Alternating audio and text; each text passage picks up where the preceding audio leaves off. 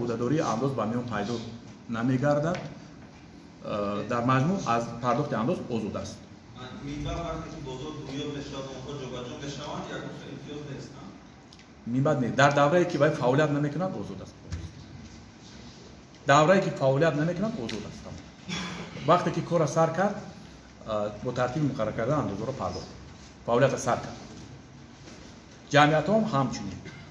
اعلامیه رو به طریق صفری پیشنهاد میکنن اگر معین شده باشه که رای چی عموما فعالیت باید در حدودی همین منطقه که آتش زیر آتش قرار گرفته است در همین منطقه باشه. خب بعد مراجعات شد در یک حالت دیگه هم شد برای قطع کردن فعالیتی شهادتنامه مراجعت میکنه که فعالیت مرا قطع کنیم. با همون خاطره که من بعد مثلا پرداخت طلب میکنن ما کارهای فرماندهی را گذروندیم در موافقت با کمیته اندوز طریق برنامه همینا را روی خط علایده را جایگیر کرده گیرد. یعنی در صورتی که برای اعلامیه صفری را پیشنهاد میکنن مبلغ پرداخت پاتین پیدا نمیشه در برنامه‌های ما همین چیز وجه علاقه در روی خط علایده یا امتیازهایی که امروز قانونگذاری جاری کرده برخوردار نسبت سوال اول موافقه معلوماتی که روزهای اولی که سوختور به عمل اومد من معلومات‌های عمومی را شما می‌دهم که از حساب حجمی دو که در حادثه‌ای که شد فلاکتی که شد از حساب ضرری که هم به سوی کرونا رسید هم در میماده از حساب اندوز همش اندوز پرونده بودن اندوز میسپردن چقدر ضرر به بودجه در ماه‌های آینده میشود من رقم‌ها را می‌بیارم شما. خب این گزارش سردار نظارت شهر باختر است. در دوره اول بعد قسما کمتر رقم‌ها تغییر یافتند. شرح رسمی از طرف کمیته اندوز به طور رسمی داده شده است. در طبق معلومات جمعیت تک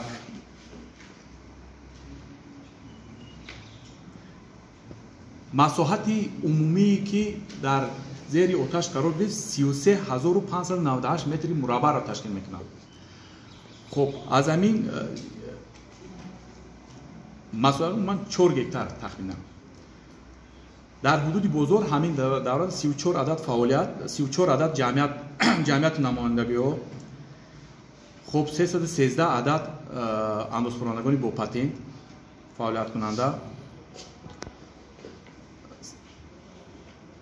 شماره شهادتنامه 313 عدد بخشش 2515 عدد اندازه‌پرنده در شکل پاتنت فعالیت می‌کردند اینجا. در مجموع حساب اندازه‌پرندگان بزرگ مذکور در یک ماه با حساب میانه ما 1,255,000 تومانی مبلغ می‌گرفتیم. این حساب پیشکی بود. خب سوختور در مساحت و 4 هکتار مساحت عمومی بزرگ بود از بخشش 7143 متر مربع در سوختور به عمل آمدگی است. در مساحت 100 نفر در همین دوره‌ای که روزهای اول 100 نفر اندازه‌پرنده است یعنی صاحبکارایی که با شهادتنامه و پاتنت فعالیت میکنن مراجعت کردن که اموال ما سوخت ما من بعد فعالیت ما رو چطور دوام دهیم مقصد در سمت اندازه‌پریشون 3 عدد جمعیت در اینجا دیده است 64 عدد عموما حساب احتمالی در هر ماه حساب احتمالی کم پرداخت شدن اندازه گفتم که تقریبا 524,000 تومانی را اینجا آورده است بعداً این رقم زیادتر شد و 1 میلیون خیلی 1,255,000 این روزهای اول بود. خب حالی هم در قسمت امتیازهایی که هست در قانونگذاری عمل کننده وابسته به حالت‌هایی که هم فورس ماژور میگیم به زبانی چی سوختور حالت پیش بینی شده. خب در قسمت پرداخت پاتنت این مبلغ استواری پرداخت کننده از حساب پرداخت پاتنت آنها آزادند. در قسمت صاحبکاران انفرادی که در طبق شهادتنامه فعالیت میکنن وقتی که باید فعالیت میکنن اعلامیه رو طریق صفری پیشنهاد میکنن مقامات اندوز همون طریقی که باید پیشنهاد میکنه مقابل میکنه مبلغ برکت‌پوری اندوز پیش از آن رو رسید و سنه ایولی سال 2022 مبلغ برکت خرج اندوزپرندگان توبه اندوزپرندگان کلان 13,433,000 تومان را تشکیل می‌کرد. از این 13,433 نسبت به اول سال 107,000 تومان برکت خرج اندوز کم شده است. اینا قرضایی هستند که قرضای اعتراف شده هستند طبق ترتیب مقررنده کدکس اندوز جمهوری تاجیکستان یعنی در روی خط قرضای اعتراف شده ҷойгир кардаштанд ва тибқи талаботи қонунгузории андози ҷумҳурии Тоҷикистон нисбаташон чораҳои маҷмӯан истодани қарзи андозҳо ва дигар чораҳои қонунгузорӣ пешбинӣ кардааст, андешида шуда истодааст.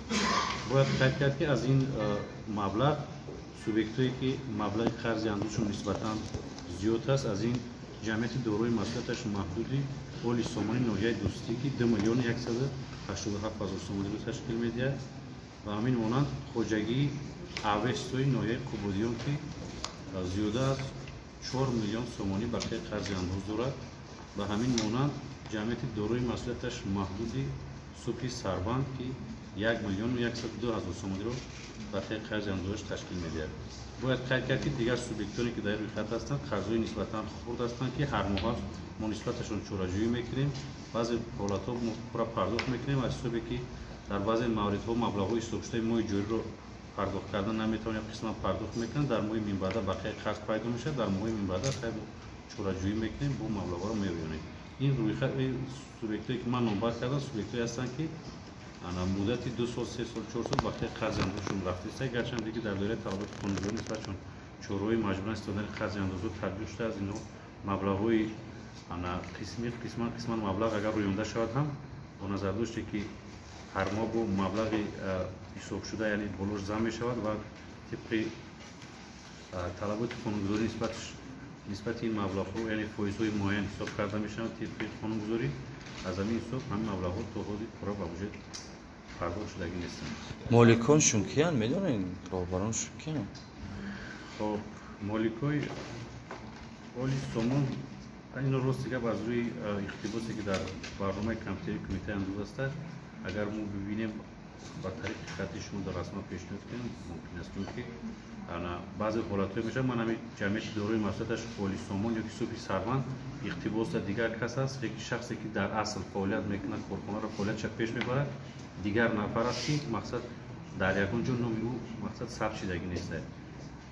агар зарурат бошад мо шуморо тариқи хатти ҷедемиз ресанда аз 20 млн зиёд дошт, ходи шумо фақат 2 млн ро агар додем чӣ шидави ресанда ресандаи қурбатепа ма чӣ хеле ки қайд кардам дар бораи қарзҳои эътирофшудаи андоз, қарзҳое ки мақсад вай ҳастанд, дар бораи вай кардам маълумот додам. ресандаи қурбатепа бо назар доште ки қарзш аз солҳои пешин омада истодааст, дар рӯйхати қарзҳои мушкилистон қарор дорад. яъне бо назар доште ки дар ҳақиқат ба талаботе ки критерияҳое ки кодекси андози ҷумҳурии Тоҷикистон муқаррар кардагӣ аст, вобаста ба қарзҳои мушкилистон ба ҳам мутобиқат мекунад, ҳисоботаш дар кумитаи андоз алоҳида бурда мешавад.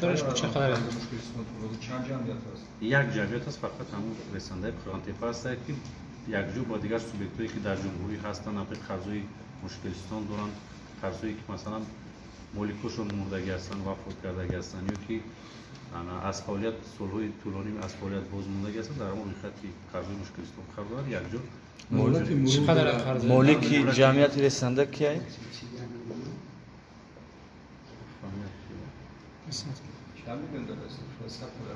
не 100 млн нест. ҳадақа молик шаваган ҳадақ доираи аз 30 млн зиёдтар аст.